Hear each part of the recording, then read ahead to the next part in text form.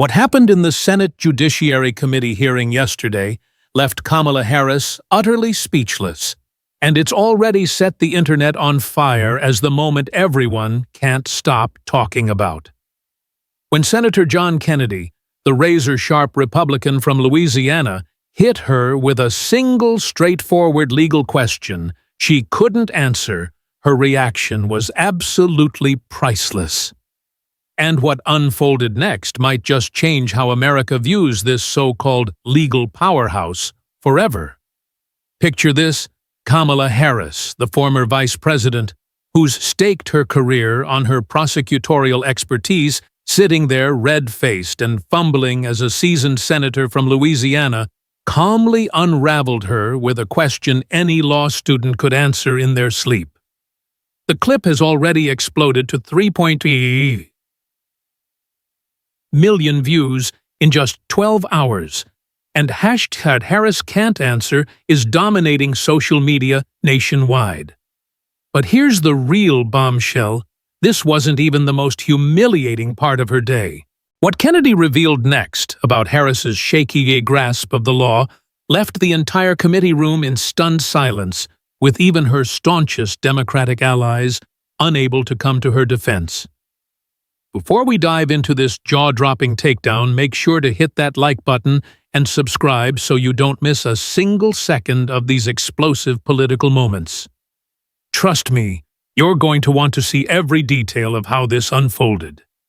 The confrontation began when Harris tried to dominate the hearing with her trademark polished rhetoric, completely unaware she was walking straight into a trap set by a senator who'd been sharpening his legal acumen for years. Let's break down exactly how John Kennedy turned Kamala Harris into the talk of the nation on live television, and why this moment is being called the political humiliation of the year. The Senate hearing room was a pressure cooker packed to the brim with reporters, aides, and onlookers, all buzzing with anticipation for a pivotal discussion on criminal justice reform. The air crackled with tension as cameras rolled, capturing every word for a nation hungry for clarity on an issue that had divided communities and sparked heated debates. This wasn't just another day on Capitol Hill. It was a high-stakes showdown over policies that could reshape how justice is administered in America. At the heart of it all were two towering figures: Senator John Kennedy, a Louisiana Republican, whose folksy charm and incisive questioning had made him a force to be reckoned with, and Kamala Harris, the former vice president and self-proclaimed legal expert, whose prosecutorial background was supposed to give her an edge. The stage was set for a clash that would reverberate far beyond the marble walls of the Senate, exposing the chasm between rhetorical flair and genuine expertise in a way no one saw coming. John Kennedy sat at his desk, his calm demeanor belying the intensity of a man who'd spent years honing his ability to cut through political noise with surgical precision. Known for his southern drawl and disarming wit, Kennedy had a reputation for asking questions that left even the most seasoned witnesses scrambling. He wasn't here to grandstand or play to the cameras. His mission was to ensure that the American people could trust the leaders shaping their laws. As he adjusted his glasses and scribbled notes, his eyes scanned the room, taking in the restless energy of the crowd. Across from him, Kamala Harris took her place at the witness table, exuding the confidence of someone who'd spent decades in the public eye. As a former prosecutor and Attorney General of California, she'd built a career on her legal credentials, often touting her courtroom experience as proof of her authority on justice issues. Her presence in the hearing was a calculated move designed to lend credibility to the proposed reforms and rally support with her polished oratory. But Kennedy, with his knack for spotting weaknesses, was ready to test whether her reputation matched her reality. The hearing kicked off with the usual formalities: opening remarks, procedural housekeeping, and the rustle of papers as senators settled in. Harris seized the floor early, launching into a passionate speech about the need for sweeping changes to the justice system. She spoke of systemic inequities, the urgency of fairer sentencing, and the moral imperative to protect the vulnerable, her voice rising with conviction. To her supporters, it was a masterclass in advocacy, blending emotional appeals with references to her time as a prosecutor. Democratic senators nodded along, their faces beaming with approval, while Republicans, including Kennedy, listened with measured skepticism. To the casual observer, Harris was in command, her words resonating with the kind of authority that had propelled her to the vice presidency. But Kennedy wasn't swayed by the theatrics. As he tapped his pen against his notepad, his mind was already dissecting her speech, picking up on the vague generalities and buzzwords that sounded impressive but lacked the substance needed for a discussion of this magnitude. He saw an opportunity not to humiliate, but to hold a public figure accountable to the standards she'd set for herself. When the floor opened for questions, Kennedy leaned forward, his voice steady and laced with that unmistakable Louisiana drawl. "Ms. Harris?" He began, his tone polite but carrying an edge of curiosity. "You've been talking a lot about reform in our justice system, and you've got quite a resume as a prosecutor, so let's get down to brass tacks. Can you explain what mens rea means in criminal law, and why it's important for the reforms you're pushing?" The question landed like a lightning bolt, simple yet devastating. Mens rea, the mental state required to prove criminal intent, is a cornerstone of criminal law, a concept so fundamental that any prosecutor should be able to explain it with ease.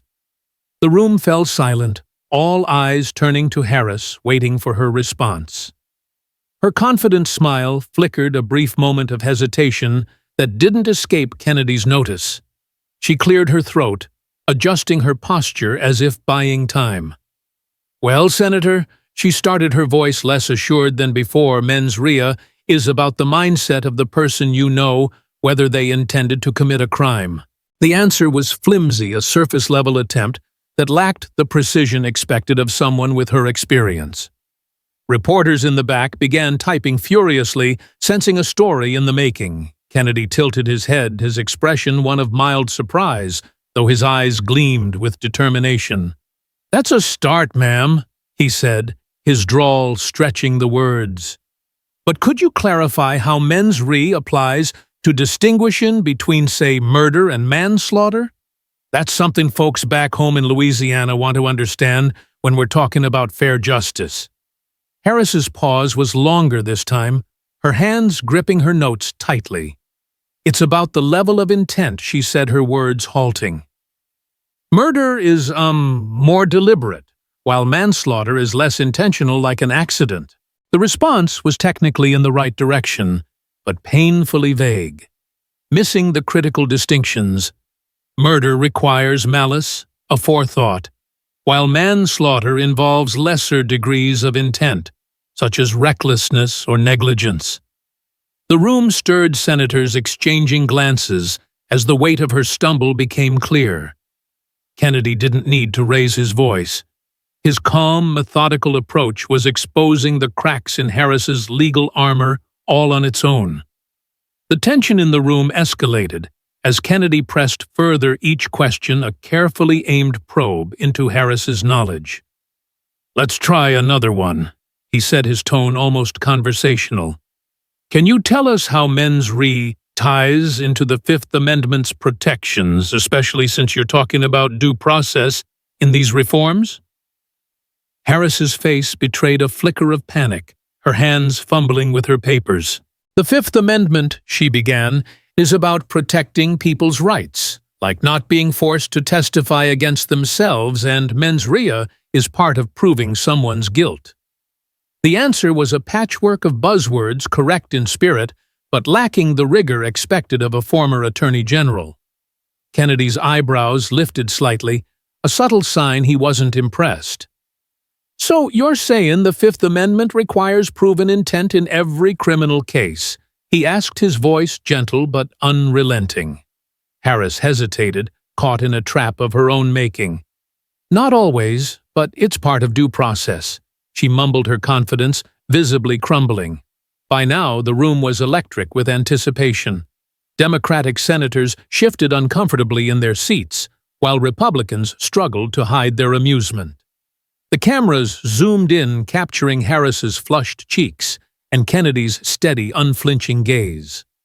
Social media was already exploding, with clips of Harris's faltering answers spreading like wildfire. The hashtag #HarrisCan'tAnswer began trending as viewers marveled at the spectacle unfolding before them. Kennedy, sensing the moment, kept his approach restrained but relentless. "Ms. Harris," he said, his voice carrying the weight of someone speaking to millions. "These questions I'm asking, they're not just law school trivia. They're the foundation of the justice system you're proposing we overhaul. Don't the American people deserve to know that the folks leading this charge understand the law they're trying to change?" The question hung in the air unanswered, as Harris sat frozen, her usual poise replaced by a look of unmistakable discomfort. Kennedy's approach was a masterclass in accountability, delivered with a calm that only amplified its impact. He wasn't shouting or grandstanding, he was simply asking questions that any prosecutor should be able to answer with ease. Yet Harris, despite her years in courtrooms and her high-profile roles, was struggling to keep up. The contrast was stark. Kennedy's questions were rooted in a deep understanding of legal principles, while Harris's responses revealed a reliance on vague generalities rather than specifics. As he continued, he asked, "Let's talk about something else central to this discussion. Can you explain the difference between a felony and a misdemeanor in terms of legal consequences?" Another basic question, one that any law student could nail. Harris tried to pivot, offering a broad statement about fair sentencing, but Kennedy gently steered her back. "I appreciate that, ma'am, but I'm asking about the legal distinction, say in terms of penalties or constitutional protections." Harris's response was a jumble of vague terms about jail time and fines, missing the key points felonies carry. Harsher penalties, often including prison and loss of rights, while misdemeanors involve lighter consequences. The room was now buzzing with suppressed energy. Democratic staffers exchanged nervous glances, while reporters live-tweeted every exchange, their fingers flying across keyboards. The cameras captured every moment, the slight flush on Harris's face, the steady confidence in Kennedy's posture, the subtle smirks of Republican senators. This wasn't just a policy debate. It was a clash of credibility, and Kennedy was firmly in control. As the session paused for a break, the energy in the room was palpable. Reporters rushed to file their stories, knowing they'd just witnessed a moment that would dominate the news cycle. Social media platforms lit up with reactions, with clips of Kennedy's questions racking up thousands of views in minutes.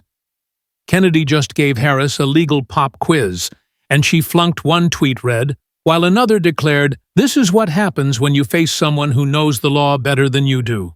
The stage was set for a viral sensation, but more importantly, it was a moment that underscored a critical truth in the arena of public policy. Especially on matters as serious as justice reform, knowledge matters more than charisma.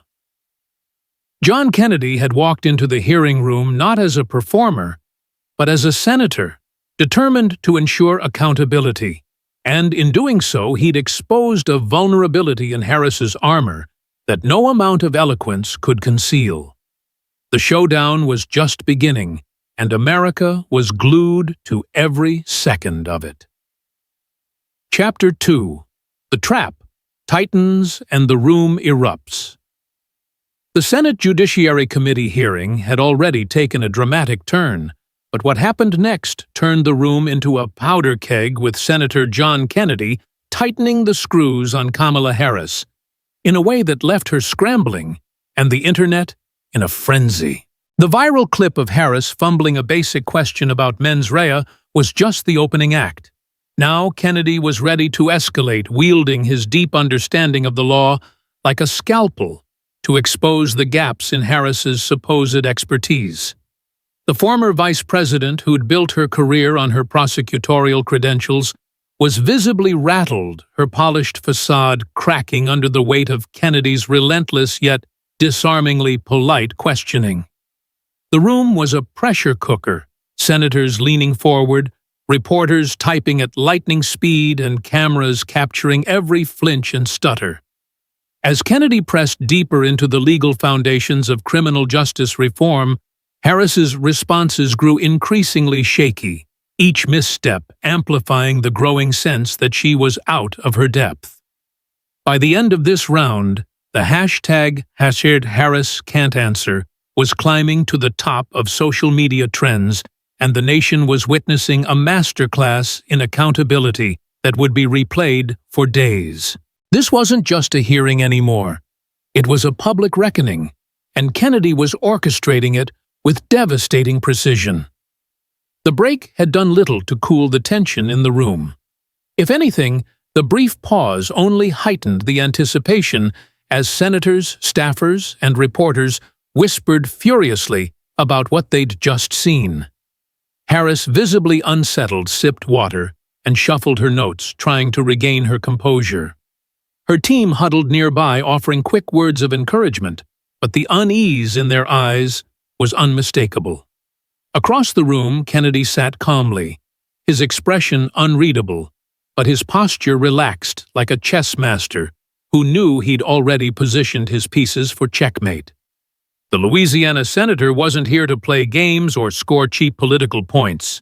His goal was to ensure that the American people could trust the leaders shaping their justice system. As the hearing resumed, the chairman called for order, but the energy in the room was electric, with every pair of eyes locked on Kennedy and Harris, waiting for the next move in this high-stakes showdown.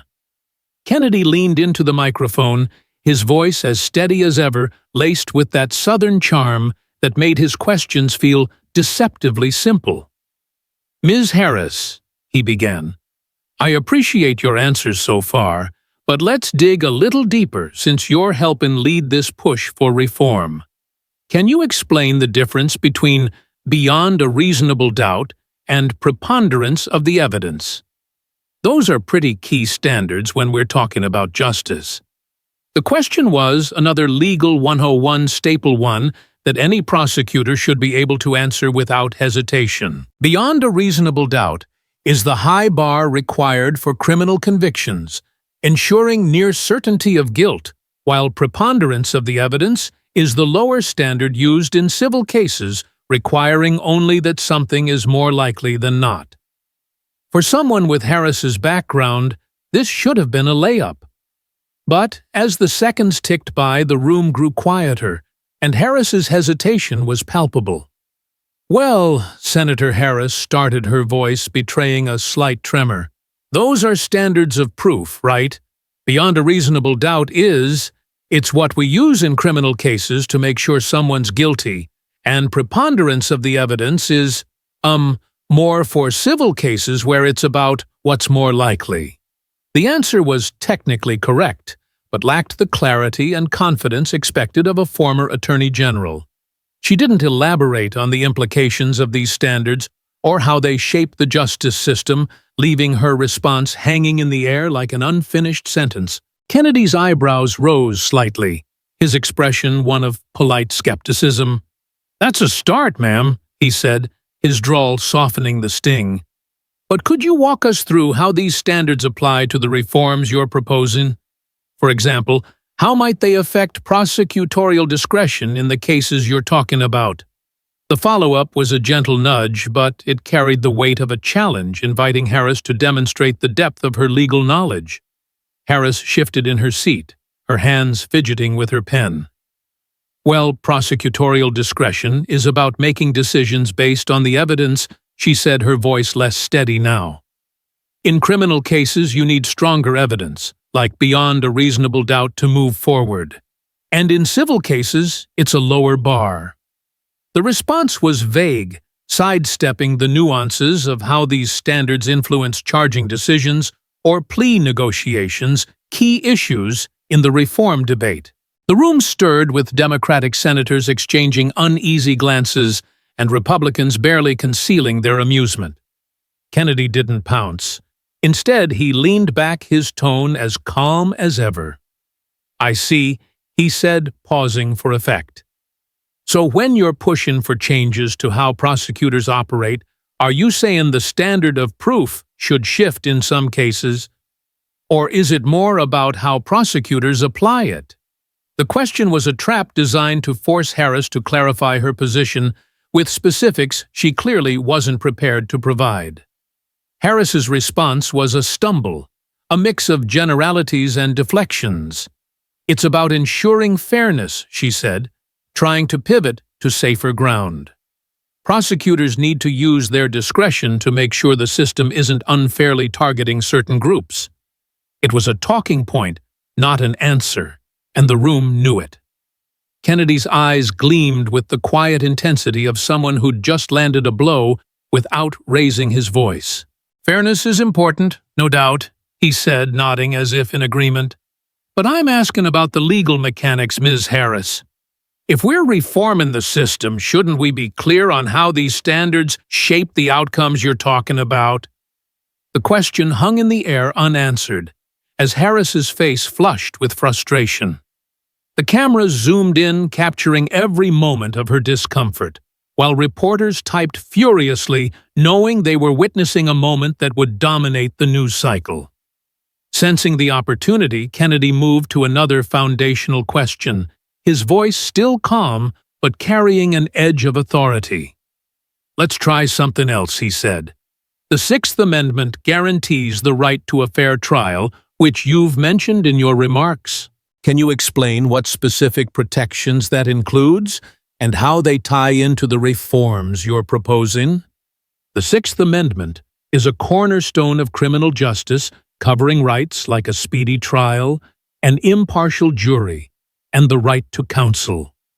For a former prosecutor, this should have been a chance to shine.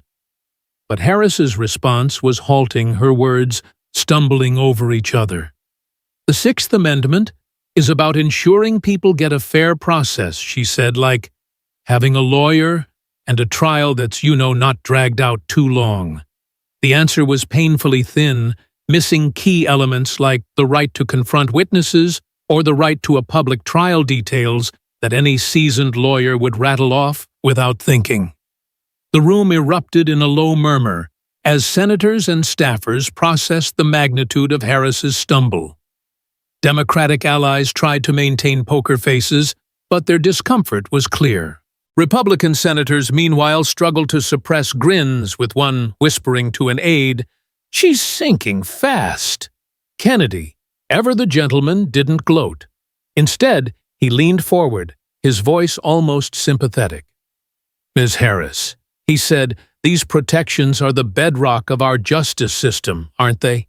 When you're talking about reforming how trials work, don't you think it's critical to understand exactly what the Sixth Amendment protects?"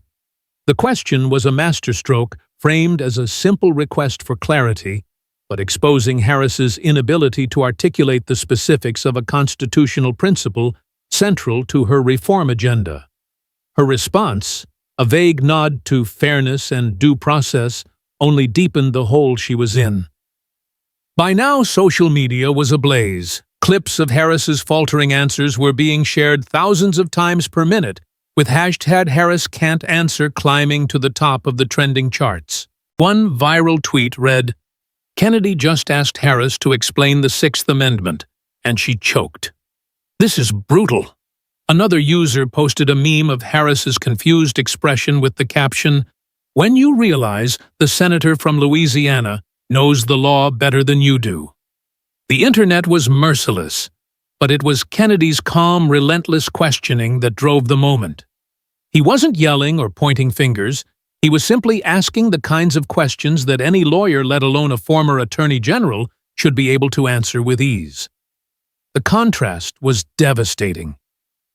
Kennedy's deep knowledge of legal principles shone through, while Harris's reliance on vague talking points left her exposed. As the questioning continued, Kennedy's strategy became clear. He was building a case not just against Harris's arguments, but against her credibility as a legal authority. He pivoted to a real-world example drawing on his experience as a senator. Summers. Harris, he said back in Louisiana, we've got folks who've been through the justice system, and they want to know their rights are protected. Let's say someone's facing a charge, and the prosecutor's deciding whether to pursue it. Can you explain how the burden of proof, like beyond a reasonable doubt, affects that decision? The question was practical. Grounded in the realities of the system, Harris claimed to want to reform. But her response was another fumble, a mix of platitudes about fairness and equity that failed to address the legal mechanics. Kennedy nodded, his expression neutral, but his eyes sharp. I hear you on fairness, he said, but I'm asking about the law. How does the burden of proof guide a prosecutor's choice to charge or not? Harris's silence spoke louder than any answer could. The room was now a cauldron of tension, with every senator, staffer, and reporter hanging on Kennedy's next move. He didn't disappoint. Let's make it simpler, he said, his voice carrying a hint of mischief. Can you tell us what the term voir dire means in the context of a trial? Another basic question, voir dire, refers to the jury selection process, something Harris would have encountered countless times as a prosecutor. But her response was a disaster, a vague mumble about picking a jury that missed the term's legal significance. The room erupted in gasps and whispers, as even Democratic senators couldn't hide their shock. Kennedy, ever composed, simply nodded. That's part of it, he said, but it's also about ensuring the jury's impartial right. That's a Sixth Amendment issue, isn't it? The question was a knockout punch, tying his earlier question about constitutional protections to Harris's latest stumble. As the session barreled toward its conclusion, the damage was done. Harris's credibility was in tatters, and Kennedy's calm, methodical approach had turned the hearing into a referendum on expertise. Social media was exploding, with clips of the exchange hitting millions of views. One viral video showed Harris's flustered expression as Kennedy asked about voir dire, captioned, "When you realize you're not ready for the pop quiz." Legal analysts on Twitter began weighing in, with one prominent attorney tweeting, "Kennedy's questions are law school basics." Harris's inability to answer is shocking for someone with her resume. The hashtag Harris can't answer was now a global trend, and memes were flooding every platform. But beyond the online frenzy, something deeper was happening. Kennedy had exposed a fundamental truth about leadership in public policy. Passion and charisma are no substitute for knowledge, and the American people deserved leaders who could back up their rhetoric with substance. As the chairman called for another break, the room buzzed with energy. Reporters raced to file their stories, knowing this was the kind of moment that could define a news cycle. Democratic staffers huddled, trying to strategize a recovery for Harris, while Republicans exchanged knowing glances, aware that Kennedy had just delivered a masterclass in accountability. The cameras lingered on Harris, her face a mix of frustration and resignation, and on Kennedy, whose calm demeanor never wavered. This was more than a political victory. It was a lesson in the power of preparation and expertise. Kennedy had walked into the hearing room with one goal: to ensure that the American people could trust the leaders shaping their laws. And in just a few minutes, he'd shown the nation what happens when rhetoric meets reality. The stage was set for the next act, and the country was watching, captivated by a showdown that was far from over. The Senate Judiciary Committee hearing had become a full-blown spectacle, and as Senator John Kennedy continued his surgical dismantling of Kamala Harris's legal credentials, the fallout was seismic. Harris, still reeling from her earlier stumbles, was visibly struggling to regain her footing, but Kennedy's calm, incisive questions left her with no escape. The former vice president's polished image was unraveling, before a packed room of senators, reporters, and cameras, each misstep amplifying the growing perception that she was out of her depth. Social media was ablaze with clips of her faltering responses, and #HarrisCan'tAnswer was now a nationwide phenomenon trending at the top of every platform. Kennedy, with his unassuming Louisiana drawl and razor-sharp intellect, wasn't just winning a debate, he was exposing a critical gap between Harris's rhetoric and her actual expertise. This was no longer just a hearing. It was a public reckoning, and the nation was glued to every second.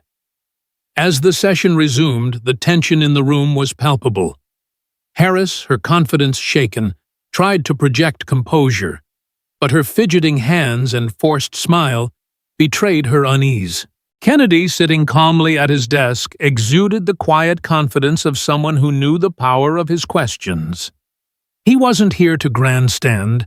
His mission was to ensure that those leading the charge on criminal justice reform could back up their claims with substance.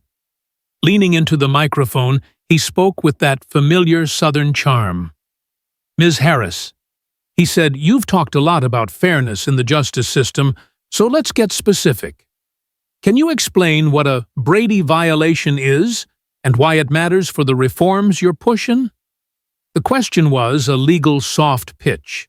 A Brady violation occurs when prosecutors withhold exculpatory evidence, undermining a defendant's right to a fair trial.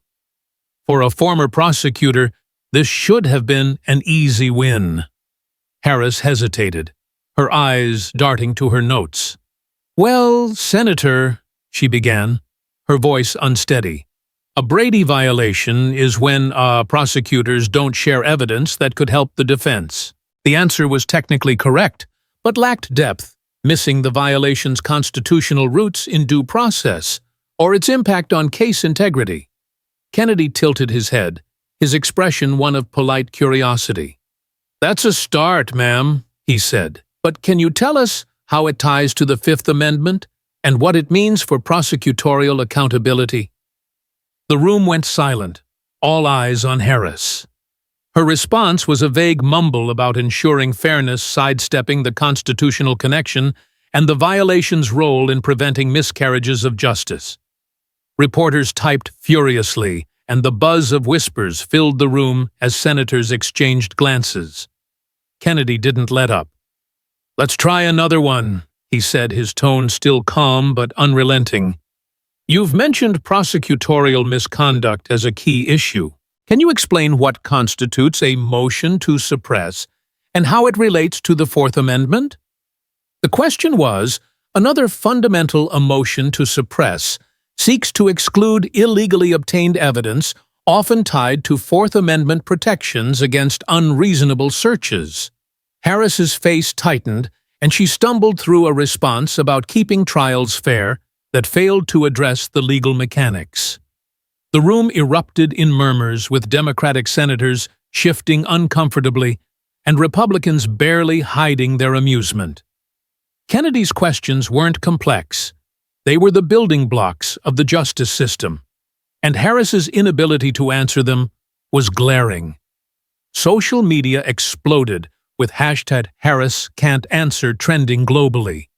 Clips of her latest stumbles were shared thousands of times, one hitting 500,000 views in minutes. A viral tweet read, "Kennedy's asking law school 101 questions, and Harris is flunking in front of the nation." Another meme showed her flustered expression with the caption, "When you realize the senator from Louisiana is schooling you." Legal analysts on X weighed in, with one attorney noting Harris's responses are shockingly vague for someone with her experience. The public reaction was a mix of shock and glee, as Kennedy's calm, knowledgeable approach turned him into an unlikely hero for those who valued substance over style. Harris tried to pivot, launching into a speech about systemic inequities, but Kennedy gently reeled her back. "I hear you on fairness, Ms. Harris," he said, "but I'm asking about the law. How do these rules shape the reforms you're proposing?" Her silence was deafening, and the cameras captured every second of her discomfort. Democratic allies tried to intervene with one senator, objecting that Kennedy's questions were too technical, but he brushed it off with a smile. "I'm just asking about the law, Senator," he said. "If we're reforming justice, shouldn't we know what we're talking about?" The room was electric, with reporters live tweeting every exchange and the internet buzzing with reactions. As the session ended, the fallout was immediate.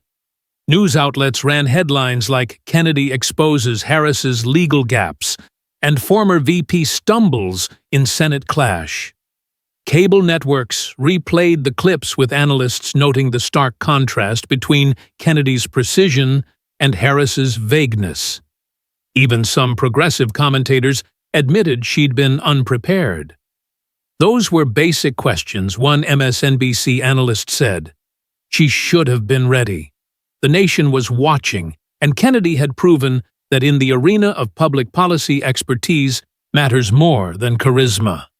The stage was set for a final reckoning, and the country was captivated by a showdown that was reshaping the conversation around leadership and accountability.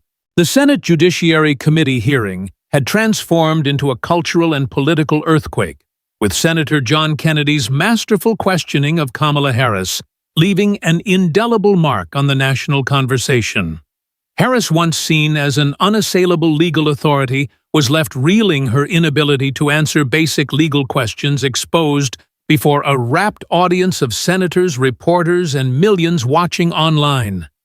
The viral clips of her stumbles had ignited a firestorm, with "Why Harris Can't Answer" trending globally, and the internet buzzing with memes and commentary. But this wasn't just a fleeting moment of political theater. It was a seismic shift that underscored the power of authentic expertise and the consequences of claiming authority without substance. Kennedy's calm, incisive approach had not only dismantled Harris's credibility, but also sparked a broader dialogue about what Americans should demand from their leaders. The lessons from this clash would resonate far beyond the hearing room, offering a powerful reminder that in the arena of public policy, knowledge is the ultimate currency, and accountability is non-negotiable. As the hearing concluded, the fallout was immediate and relentless. Newsrooms across the country scrambled to cover the story, with headlines like "Kennedy schools Harris in Senate showdown" and "Former VP's legal stumbles go viral," dominating the cycle. Cable networks looped the clips of Harris's faltering responses, with legal analysts dissecting her every word. One MSNBC commentator, usually a Harris supporter, admitted, "Those were basic questions. She should have been prepared." On X, the reaction was even more intense, with the hashtag #HarrisCan'tAnswer climbing to the top global trend within hours. A viral video of Harris fumbling the Brady violation question racked up 6 million views, while a meme of her flustered expression captioned, "When the senator from Louisiana gives you a law school pop quiz," spread like wildfire. Legal professionals piled on, with a prominent defense attorney tweeting Kennedy's questions were straight out of a first-year law textbook. Harris's failure to answer is shocking for a former AG. Harris's team went into crisis mode, issuing statements emphasizing her broader vision for justice reform, but the damage was done. Her inability to articulate fundamental legal concepts had raised serious questions about her qualifications to lead such a complex conversation. Democratic allies tried to spin the narrative, with one senator claiming Kennedy's questions were unfairly technical, but the public wasn't buying it. The contrast was too stark. Kennedy, with his folksy charm and deep legal knowledge, had exposed Harris's reliance on vague talking points, and the nation was watching. Meanwhile, Kennedy emerged as an unlikely hero, praised for his restraint and precision. He didn't gloat or grandstand. His quiet confidence and mastery of the law spoke for themselves, earning him admiration from those who valued substance over style. The impact extended far beyond the news cycle. Law schools began incorporating the exchange into their curricula, using it as a case study in the difference between genuine expertise and political posturing. A Georgetown law professor noted Kennedy showed how to hold power accountable with nothing but knowledge and preparation. Young lawyers and law students cited the moment as inspiration, with one viral TikTok video showing a first-year student answering Kennedy's questions correctly, captioned, "If I can do it, why couldn't she?" Civic organizations invited Kennedy to speak at events, where he emphasized the importance of understanding the law when shaping policy. His message resonated: leaders must be held to the same standards of competence as professionals in any other field, whether it's medicine, engineering, or law. Kennedy's exchange with Harris became a cultural turning point, exposing the risks of charisma without substance and reminding the public to demand real expertise from leaders. The viral hashtag #HarrisCan'tAnswer grew into a movement, applying the Kennedy test to other figures with business schools, even teaching it as a case study in authentic leadership. For Kennedy, it cemented his role as a defender of accountability. For Harris, it was a humbling lesson that empty confidence eventually collapses. The moment proved that in public policy, truth and knowledge always triumph over theatrics.